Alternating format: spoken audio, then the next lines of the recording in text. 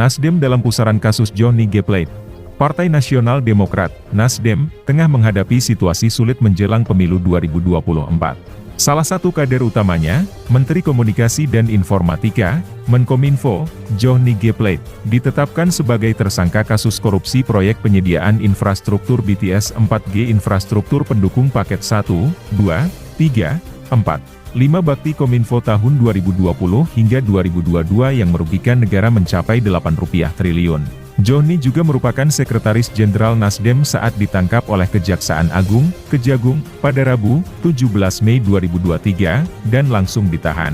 Penetapan Johnny sebagai tersangka tentu saja menimbulkan dampak negatif bagi citra Nasdem di mata publik. Partai yang dipimpin oleh Surya Paloh ini sebelumnya dikenal sebagai partai yang vokal mengkritik pemerintah dan berani mengambil sikap berbeda dari koalisi pendukung Presiden Joko Widodo. Nasdem juga menjadi salah satu partai pendukung Anies Baswedan sebagai calon presiden pada pemilu 2024.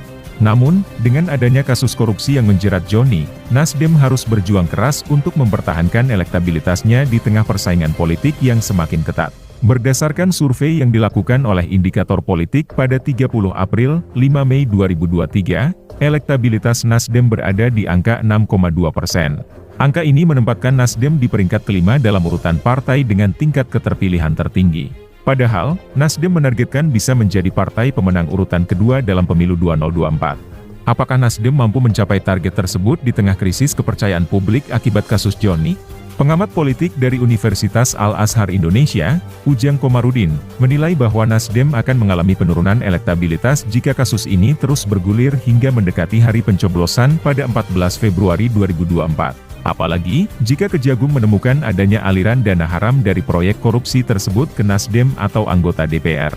Namun, Surya Paloh juga menegaskan bahwa Nasdem tidak akan mundur dari dukungan kepada Anies Baswedan sebagai capres dan tetap optimistis bahwa suara Anies akan meningkat meskipun ada penetapan tersangka Johnny.